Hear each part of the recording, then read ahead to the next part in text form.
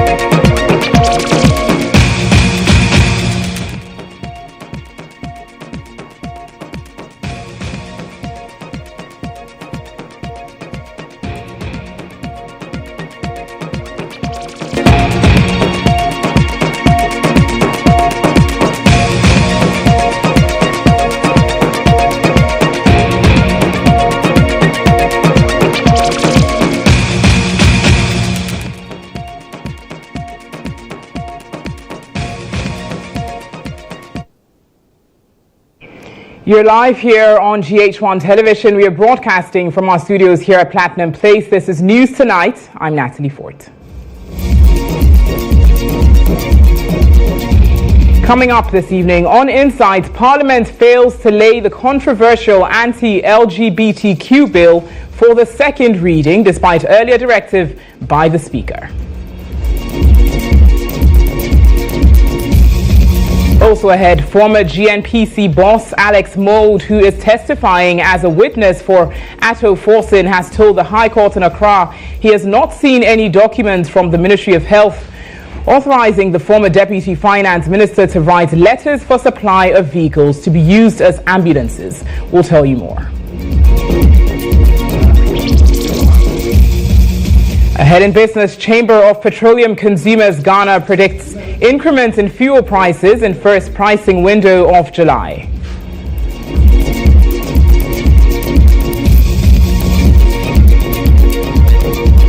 Also ahead tonight's football fans in the country incensed over what they call killer filing fees to contest for the Ghana Football Authority presidency.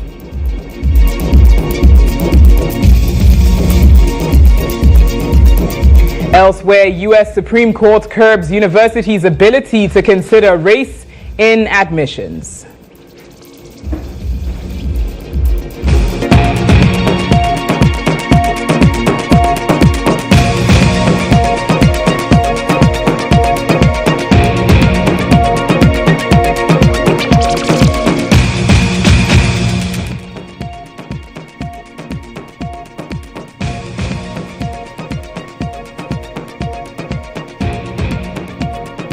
We bring you the details of these stories and much more news here on News Tonight. As always, you can follow this bulletin online on Twitter and Facebook at GHOne TV, and we're live on DSTV channel 361. Let's get started tonight. As the former Chief Executive Officer of the Ghana National Petroleum Corporation, GNPC, Alex Mould, has told the High Court in Accra that he has not seen any documents authorizing Minority Leader Dr. Kasiel Atto-Forson by the Finance Minister to write 2 letters. One of these letters was directing the Bank of Ghana to establish letters of credit in favor of Big C Trading Company. That's the company tasked to supply vehicles to be used as ambulances to the state. And the other was to the Controller and Accountant General, authorizing the release of over 800,000 cedis to the Minister of Health to enable him pay the bank charges covering the establishment of letters of credit for the supply of 50 Mercedes-Benz vehicles to be used as ambulances and related services. Now, Alex Mould made this known when he mounted the witness box to testify as the second defense witness for Dr. Atto-Forson, a former Deputy Minister of Finance standing trial together with 2 others for willfully causing over €2 million financial loss to the state. When asked by the Attorney General under cross-examination if he had come across any documents by which Atto-Forson, who is the first accused person, was authorized by the ministry to write letters, he answered in the negative. Atto-Forson and 2 others, Sylvester Anemana, former Deputy Chief Director of Health, and Richard Japa, a businessman, have been dragged to court for allegedly causing financial loss of €2.37 million to the state in a deal to purchase some 200 ambulances for the country between 2014 and 2016. The trio were dragged to court on December 23, 2021 by the Attorney General on 5 counts of willfully causing financial loss to the state, abetment to willfully cause financial loss to the state, contravention of the Public Procurement Act, and intentionally misapplying public property. The Attorney General will continue with the cross-examination of Mr. Mould on July 6.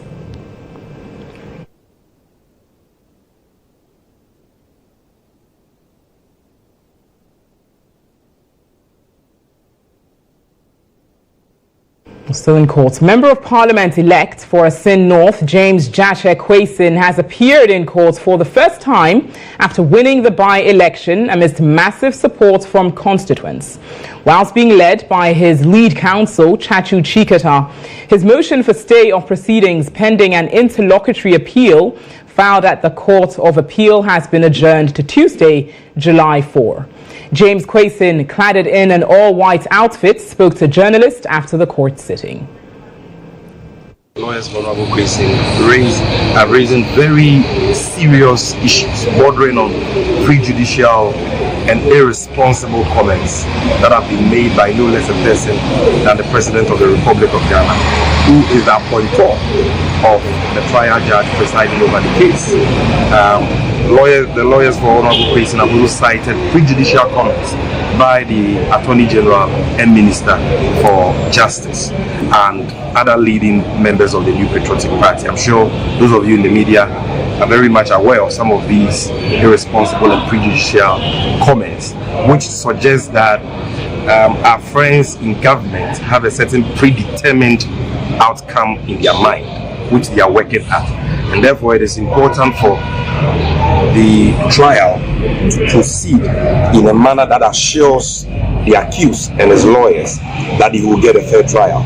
Yes, justice delayed is justice denied, but justice harried is also justice buried. There are serious issues about the testimony of the first witness that the accused has called, that lawyers for the accused will require ample time to cross-examine, and it is totally unacceptable, in our opinion, for her ladyship to say that the cross-examination should be done on a daily basis and should be restricted to certain, limited time periods. We don't think that affords the accused, the re-elected. Let's turn to health-related issues. Information Minister Kojo Oppong-Nkrumah has revealed that 88 out of 111 hospital projects under government's Agenda 111 project are progressing steadily. Now, President Akufo-Addo on August 17, 2021 cut the sod with a promise to complete work on the 111 hospitals within 18 months. However, some districts face challenges in acquiring land for construction, leading to widespread public doubt about the government's commitments to the project. But the Information Minister says government remains confident that all the hospitals will be completed before the end of President Akufo-Addo's second term. Our Ashanti Regional Correspondent Isaac Justice Bediako has more.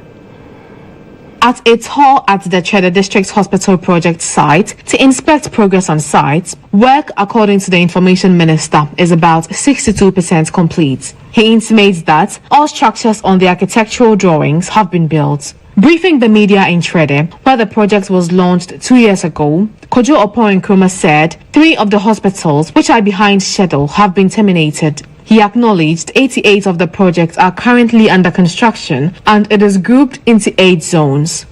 So far, about 3 contractors have had their contracts terminated.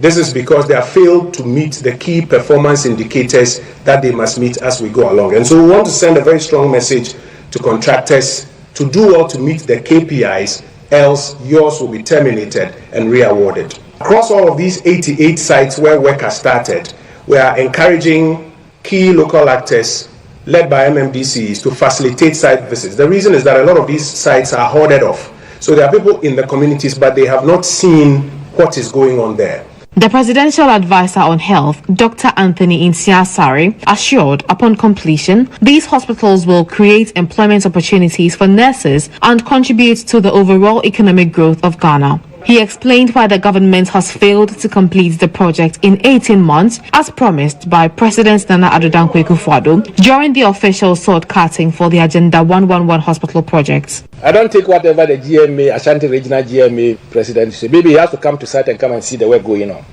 So the most important thing is that, yes, we said 18 months. We realize that we have to even do the drawings. Some of them have to change the site of the drawing and all these things. So that has caused some slight delay. But I can assure you that the project is going on and it will be completed on time for usage. That's why I said that here we hope that by December the construction will complete. The Information Minister, however, refuted minority groups in Parliament's claim that the contractors abandoned their project site due to lack of funds from the government to complete the projects. As we go along and as we update you on all the other sites that we are going to, if some of them have been abandoned, you will know. It's not about the minority and majority. Sometimes we like majority, minority, everything in this country is MPP, NDC. The projects are going on, you are seeing them.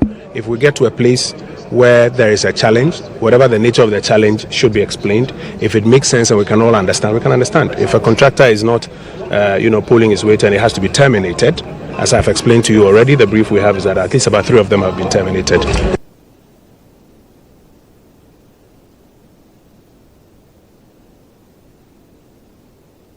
Away from health, let's turn to issues on education. The Teacher Trainees Association of Ghana has bemoaned the non-payment of 5-month worth of allowances.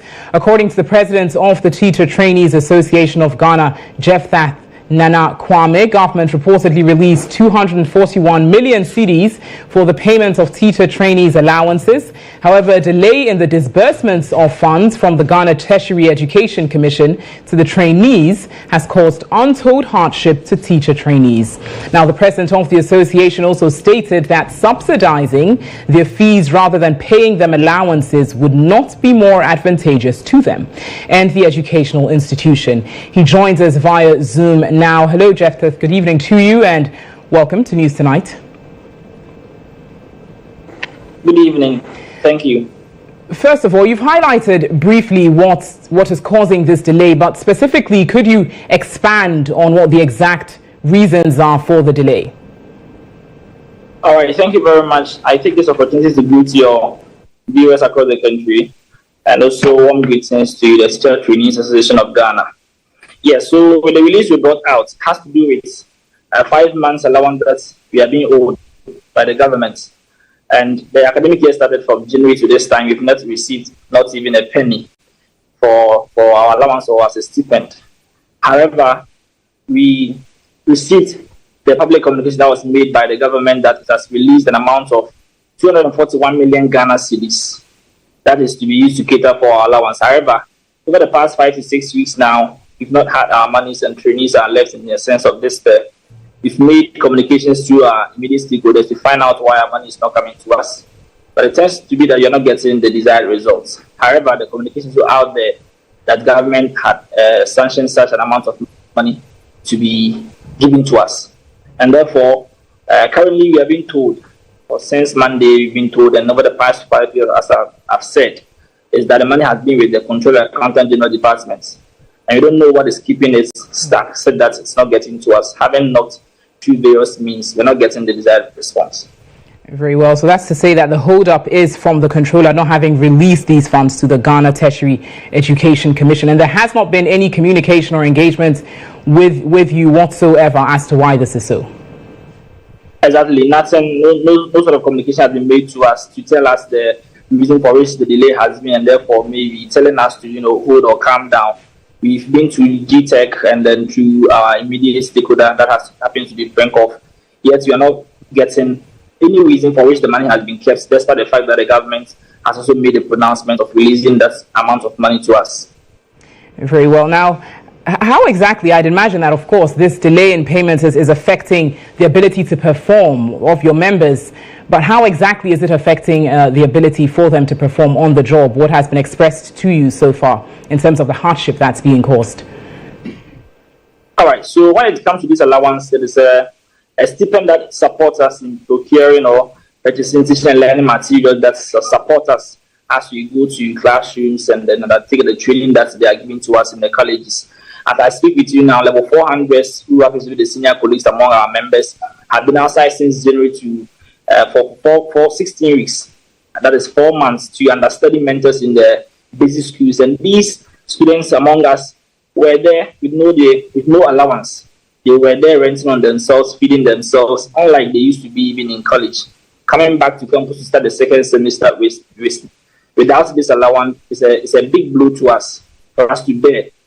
And I've mentioned to you earlier on, just as every educational setting or school-going setting is, there are some items that we need, especially pamphlets, textbooks, even browsing, buying data and other stuff in order to support our teaching and learning is being hindered by this delay. Very well. Now, Jephthah, just to relate this to the recent failure, over 80% failure of teachers' licensure examination, does this have any impact on that, in your view? For the percentage you mentioned that they failed for the license exams, I don't think it should have on our allowance, because the communication we had between NTC revealed clearly that even with that percentage of teachers that failed to pass the exams was not in as some people were thinking in the public, that a year batch has gone to write exams and about more than 80% of them failed the exams. These people were people who had written the exams for a couple of times, accumulated reciters. Some, the least among them were even 2-time reciters, others 9 times, 5 times, and others. Even more to this, it is not only teachers in the public college of education that sat for the exams. It's only a section of them that for the exams. Most of them happen to be from the universities and other public colleges of education.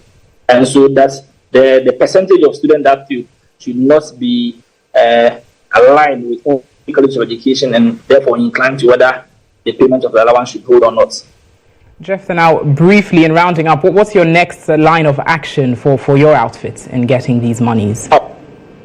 So thank you very much. Currently, We believe that this is a way of airing out our views for the stakeholders and all that matters in the process of this particular money for trainees to understand that we are really in a hard time and it's really affecting teaching and learning and progress so far as our education is concerned. And our progress is also in line with the progress of the country, and believe that if the country is much committed to building a better future, then they should give us attention. Perhaps if nothing at all comes out of this particular attempt, then together we will sit back and then have a decision on the next line of action to take, so that at least whatever is due us comes to us. Thank you. Jephthah, thanks for your time this evening. Jephthah Nana Kwame joining us there, the president of the Teacher Trainees Association of Ghana, on that delay in their allowances. You're watching News Tonight. We've got Insight next. Insight is brought to you by Pepsodent Herbal for strong teeth and gums and Pepsodent Charcoal for natural whiter teeth.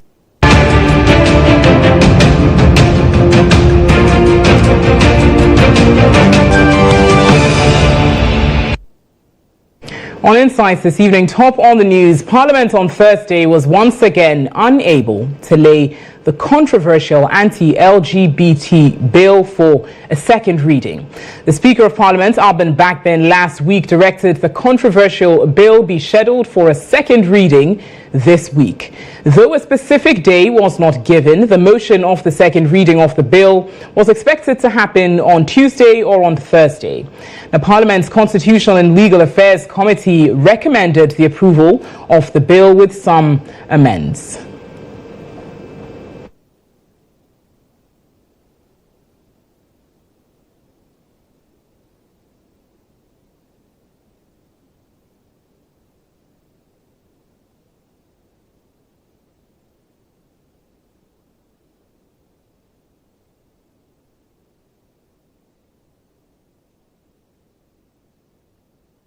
Now we are going to be engaging with some key stakeholders as to what this really means and the implications of this shortly here on News Tonight. Do stay with us.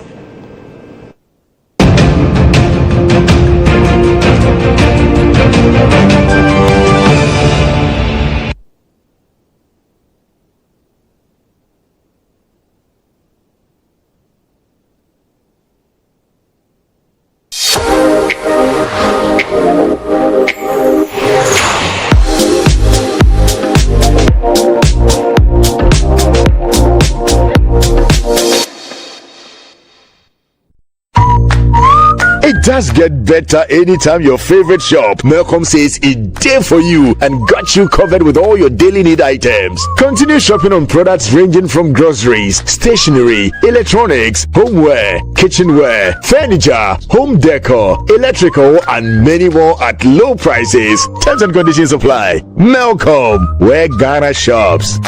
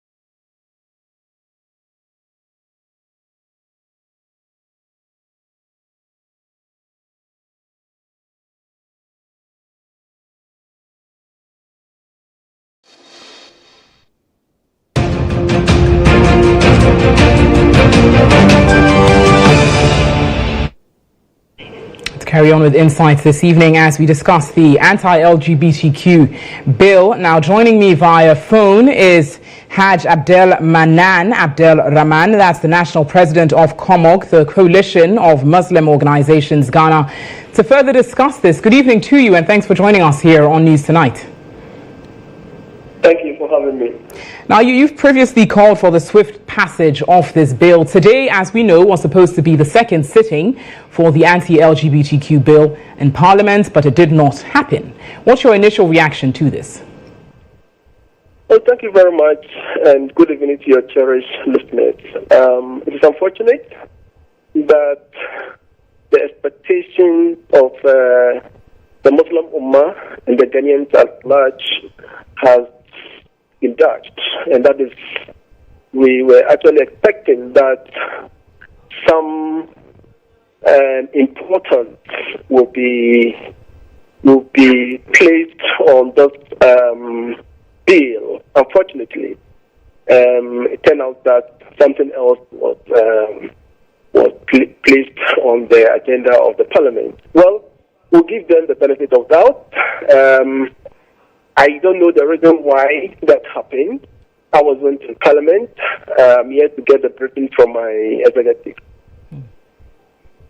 Very well. So you say you do not know the reason, but it was quite demotivating from what you've described. Now, what are the next steps, really, following what we've seen happen today in Parliament? What are the next steps for your outfit? Well, like the whole Ghana is aware, the position of the Coalition of Muslim Organizations Ghana, we have made our position very clear that it is an opportunity for the parliamentarians as individuals and as a collective to use this to engender the confidence and the trust the Muslims and the Ghanaians as a whole have in them. And those who have perceived to have been working for the LGBT community, it is sort of an opportunity for them to clean themselves. We know them. We have done a profile, and it is not a threat. We have made it clear to the whole world that at an opportune time, if the people have utterly failed to use this platform, use the platform of Parliament to clean themselves, well, we will come out and tell Ghanaians what we have as far as the individual parliamentarians as a concern. But as a collective body, we want to give them another chance. And by the end of next week, if nothing is done, trust me, we are mobilizing Ghanaians across the country. In fact, as I'm talking to you now, we have set up our advocacy regional coordinating teams across the 16 regions and standing by to make sure that we will put people in the street. And we are only telling them that out of 95% Ghanaians, across the political divide, across the religious divide, are saying no the LGBT activities. I don't see why our own parliament will not go by that response. Well, we are giving them end of next week. If nothing is done, we have no choice but to express our anger by going on the streets. Very well, Haj. Thank you for joining us there with your reactions to this particular development, clearly stating emphatically there that if Parliament does not act on this in the coming week, his outfit is going to take a lot stronger measures and actions with regards to this bill. And as most of us know, there are a lot of interested persons, interested organizations, individuals and bodies when it comes to this anti-LGBTQ bill and Ghanaian family values bill. As we know, we earlier had the Speaker of Parliament, Alban Bagbin, instruct the Business Committee of the House to schedule this bill to be debated and discussed and sat on Thursday, either on Tuesday or Thursday. But we have witnessed this happen. Many persons are concerned by it, and we will see what will happen in the week ahead, and if in fact Parliament will sit on this all-important bill. Now, just to give you a bit more insight into the bill, but before we delve into that, we've got joining us via phone to talk a lot more about the the impact on this, and if we are likely, in fact, to see the bill sat on in the coming week by Parliament, is the director of the African Centre for Parliamentary Affairs, that's Dr. Rashid Draman. Doc, good evening to you, and thanks for joining us here on News Tonight. Good evening. Now, you will agree that this bill's fate seems to be lagging. It's taken quite some time. Should stakeholders be concerned, or is it normal procedure somewhat? Hello? Yes, hi, can you hear me? With a difficulty, but just... Okay, I'm going to ask that again. I'm saying that, as you know, the fate of this bill has seemed to have lagged for quite some time. In your view, should stakeholders be concerned, or is it somewhat normal procedure when it comes to Parliament? No, I think stakeholders should be concerned, because we know that this is a bill that has in a lot of interest than any other bill that has shown up in Parliament, I believe, since the beginning of this Fourth Republic. And we know a lot is at stake, particularly given what has happened in a number of countries, including most recently in Uganda. So, I mean, these delays should not be taken lightly. I think.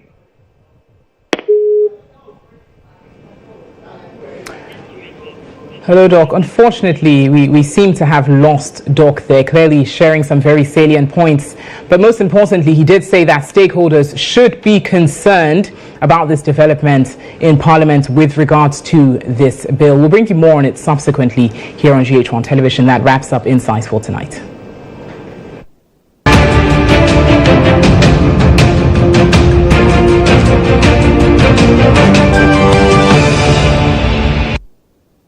Insight was brought to you by Pepsodent Herbal for strong teeth and gums and Pepsodent Charcoal for natural whiter teeth. You're watching News Tonight. We've got business news now. The Chamber of Petroleum Consumers Ghana COPEC has disclosed the potential increase in fuel prices in the upcoming pricing window of July 2023. Duncan Amwa, the executive director of COPEC, predicts a significant rise of 2.4 to 2.6% in gasoline and gas oil prices. However, he assures consumers that prices for liquefied petroleum gas, LPG, are expected to remain stable. Amidst these projections, Duncan Amwa commended certain oil marketing companies, OMCs, for refraining from raising fuel prices in the recently concluded pricing window. This gesture was seen as a positive step in alleviating the burden on consumers. In the middle of June, that is the second window June, we had numbers that indicated petrol prices, diesel prices could go up. Fortunately for us, the likes of Goil, Shell, Total, Zen, and the others decided to maintain prices. What is coming for July, the numbers we have in front of us, is pointing to some 2.6% for petrol, 2.4% for diesel. LPG is likely to be stable. As to what the market will choose to do with these numbers, only the 1st of July, which probably happens to be the weekend, will throw at all of us. But admittedly, prices could go up marginally. The numbers we have is still pointing to an upward adjustment. As to whether they would factor what they could have done the previous window, which is the current window we are in, to the coming window, only their boardroom wranglings or numbers would throw out. But clearly, it is likely you might pay a little more for petrol and diesel effective Monday, Tuesday next week.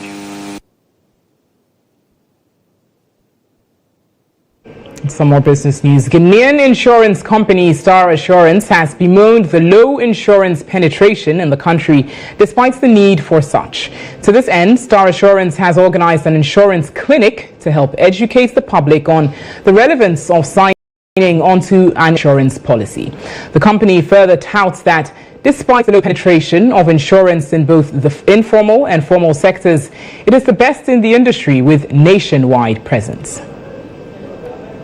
Due to inevitable nature of some disasters, there is the need to insure lives and assets as a form of security against the future.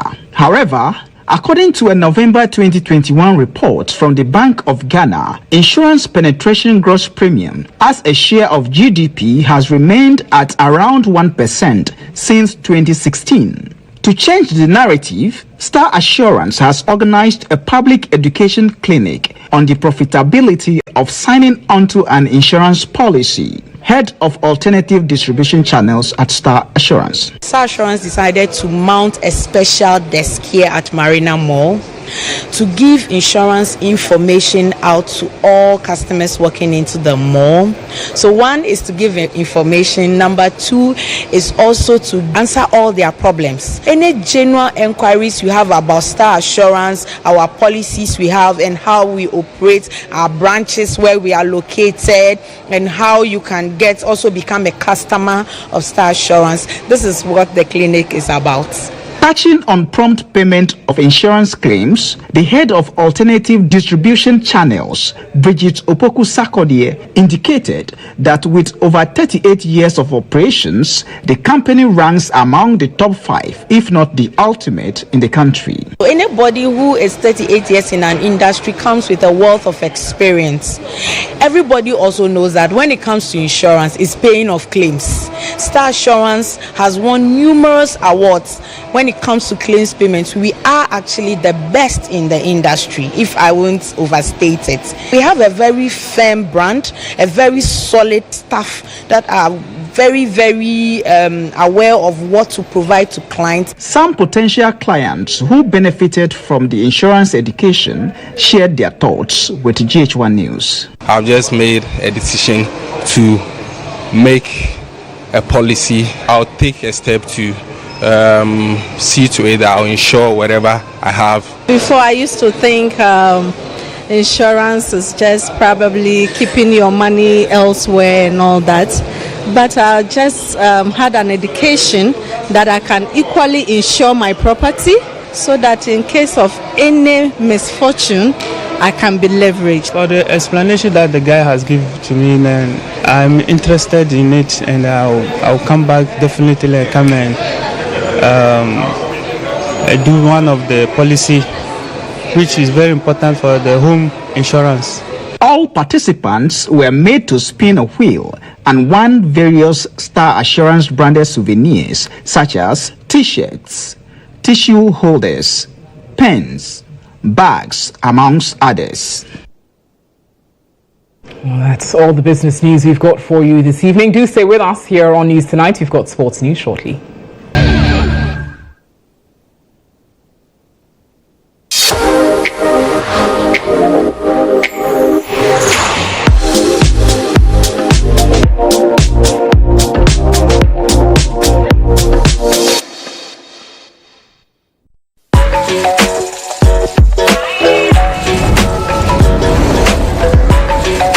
You are your own person, unique, one of a kind, special. That's why you deserve everything tailored to suit your particular taste, your preference, your needs.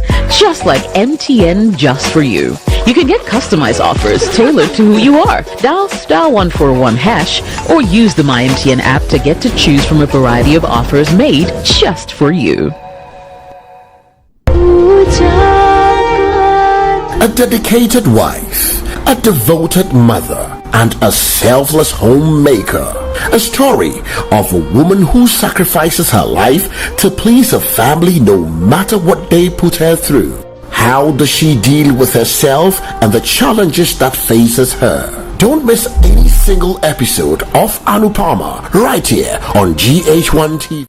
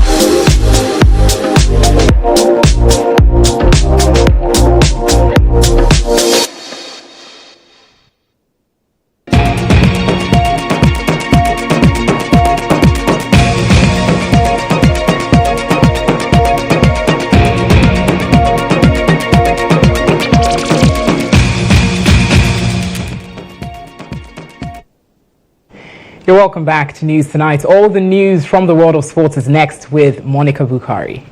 Hello, Natalie. Natalie, in sports, footy fanatics have reacted to the proposed GFA filing fees for the presidency. We've got details on this after this breather. Do stay with us.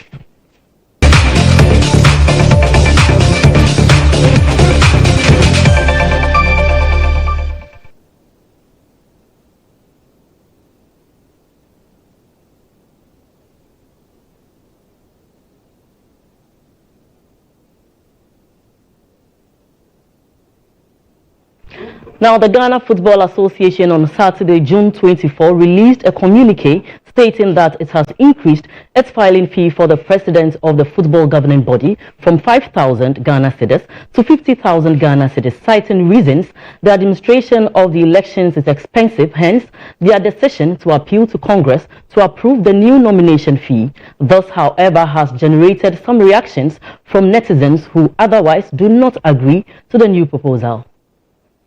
In 2019, the now defunct Normalization Committee charged 5,000 Ghana cedis per candidate, but the Ket Okreku-led administration has increased the figure to 50,000 Ghana cedis following a proposal from the Electoral Committee. Similarly, the nomination form for the Regional Football Association, RFA, will also now cost 10,000 Ghana cedis. The Executive Council nomination form, which was 2,500 Ghana cedis, has been increased to 15,000 Ghana cedis. Other positions, such as the RFA slot on the Executive Council, will be filed for 5,000 Ghana cedis. District Chairman is 1,000 Ghana cedis, and District Executive Council forms will be for 5,000 Ghana cedis. The GFA is, however, yet to convene Congress on July 10, 2023, and inform members of the proposal for their approval. But a glance through social media, specifically Twitter, has seen several reactions from netizens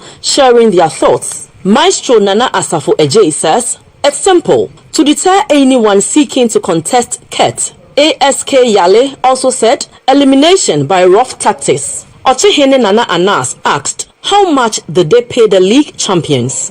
Chief Seidu Adamu tweeted, "It's a shame that the Ghana Football Association, with all the resources available to them, cannot internally finance their elections, which is a major component of the Democratic Congress of the association. The FA is telling us they cannot run the elections if no one picks forms to contest." Scott Gillan from Abu Dhabi asked, "As threatened, is it worth the expense to compete for the GFA presidency? Classic case of the incumbents trying to set up as many barriers to participation as possible. Can't imagine administering an election has increased in its cost by this amount." Hope Selom Gabla noted, "What the GFA president is interested in is to fix astronomical filing fees to deter others from contesting. The Black Meteors team is a disaster.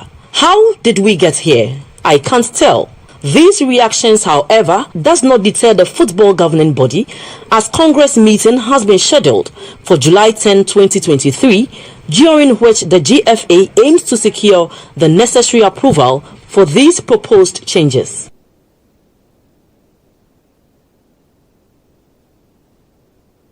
Still on the GFA proposed filing fees, some football fanatics we spoke to on the streets of Accra have shared their individual thoughts on the issue at hand. Some commended the football playing body for the increment, stating reasons it will pave way for competent candidates to file their nominations, while others were of the view it's an outrageous decision by the GFA. Frankly speaking, I've been taken aback by this whole development, because for far too long in this country, politics has been perceived negatively as the exclusive domain of the rich. Now, how many Ghanaians can afford this new amount? And it means the poorer sections of our community are going to be driven far away from these high political offices. And it's going to water down the whole thing, because what is the guarantee that those who can afford the new fees are the best people qualified to run the country? See? So, frankly speaking, I think it's not a good idea at all. From 5,000 to 50,000 is a huge difference. And looking at the economic situation and what we are facing now, and what is going through or happening in Ghana football. If you increase such a money to an amount like this, it will encourage corruption. It will encourage corruption, and I believe that it will negatively impact on the games. You see, look at what is happening in Cameroon. These are one of the things that is causing that. So I believe that they should really think about the fee and then do something about it. Concerning the GFE election system or the payment for the election system, I think when it's been increased, it's okay. Now, when we look at the system in Ghana, any electoral process we've been to, there's an increment in it. So I don't have any problem that the amount of registration or for being paid before you go for an election in the GFA system should be released. There should be an increment in it, because when there is a less amount of it, many will come that they, many who are not fit for the job will even pay that they want to go for the job. So I think the increment will help us get the right people who are fit for the job again. It is on the high side because increasing the filing fee by that margin is too huge. More importantly, when the current executives are trying to increase their terms of office and other things, it leaves much to be desired. Is it a means of preventing other candidates who are maybe competent enough from picking up forms? I don't get it. So I think it's on the higher side. The money GFA is now taking, it's really huge. I would say 10,000 would be okay, because 5,000 to 50,000 is a whole lot of difference there. So I would prefer them taking, say, 10,000 or 12,000. Nowadays, the football is business. So if they insist, they will go and take the 50,000. I mean, for me, it's okay. It's okay. Yeah, it's okay. Yeah. Away from that, on the international front, Manchester United have agreed a £60 million deal with Chelsea to buy Mason Mount. The deal includes a potential £5 million offered the England international a 5-year contract with an extra year as option. Mount has 1 year left on his contract at Stamford Bridge and is understood to be keen on the move to join Eric Ten Hag's side. United had 3 bids originally rejected by the Premier League rivals, but the latest one had been left on the table. That offer has now been accepted. Mount will now travel to Manchester for his medical.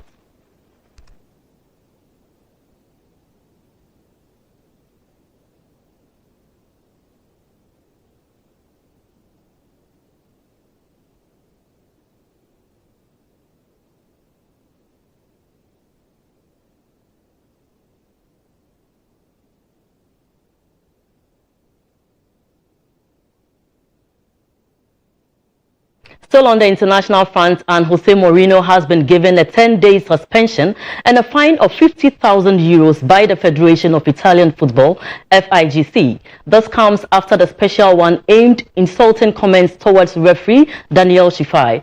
Jose called him the worst referee he has seen in his life. He also claimed the official lacked empathy for sending off Zekai, who slipped in the 96th minute of the game. Jose Mourinho will sit out of more games at the beginning of next season after his recent suspension. The former Chelsea boss, however, was due to be unavailable for Roma's first game of the season after accumulating 5 yellow cards, with his last coming in the final game of the season. Away from that, reports coming in indicate that the fiery Portuguese is set to continue his tenure at Roma despite interest from Saudi Arabia. In recent weeks, the special one was approached by various Saudi clubs who have been incredibly active this summer on the transfer market. Al Hilal went as far as offering Mourinho €30 million per season on a 2-year deal. The Portuguese, however, rejected the offer as he wants to focus on his 3rd year in Roma.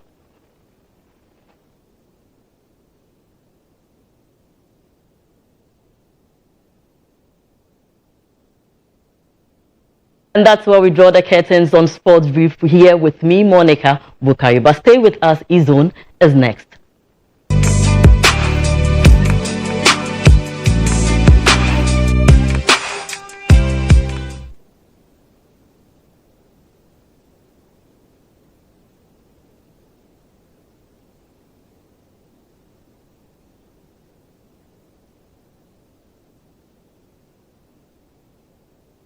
On GHOne Tonight, renowned rapper Sarkodie has responded to Yvonne Nelson's revelations in her memoir, I Am Not Yvonne Nelson, with the release of his latest track titled Try Me. In her book, the acclaimed actress shared her experience of being pregnant with Sarkodie's child and recounted how he had driven her to a health facility for an abortion. In Try Me, Sarkodie presents his side of the story and addresses the allegations made by Yvonne Nelson. While he denies actively calling for the abortion, he acknowledges that it was Yvonne's decision, yet he does not deny accompanying her to the hospital for the procedure. Sarkodie also implies that they had a relationship during that period. Yvonne Nelson, in response to Sarkodie's song, took to Twitter to reiterate her claim that Sarkodie had in fact wanted the pregnancy terminated. The release of Try Me and the subsequent reactions from both Sarkodie and Yvonne Nelson have sparked discussions among fans and the public, with opinions divided on the matter.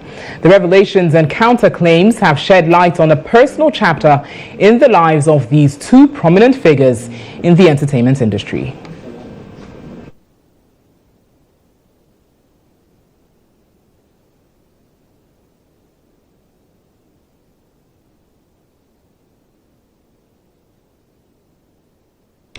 We've got international news next. On France, the U.S. Supreme Court has ruled that race can no longer be considered a factor in university admissions.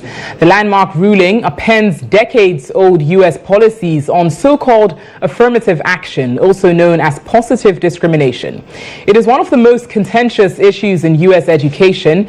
U.S. President Joe Biden said he strongly disagreed with the court's decision, and the United States would need a new path forward in its consistent with the law. The cases concerned admissions at Harvard and University of North Carolina. The court's conservative majority ruled 6-3 against UNC and 6-2 against Harvard. The justices sided with an organization called Students for Fair Admissions, founded by a conservative activist, Edward Blum. The group argued before the court last October that Harvard's race-conscious admissions policy violated Title VI of the 1964 Civil Rights Act, which bars discrimination based on race, color, or national origin.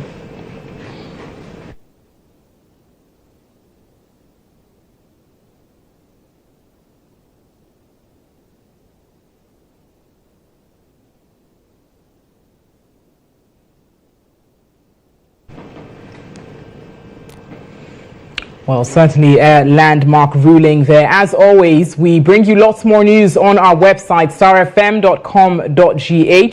here on GH1 Television. Thank you so much for making time to watch News Tonight this evening. I'm Natalie Fort. Have a wonderful evening.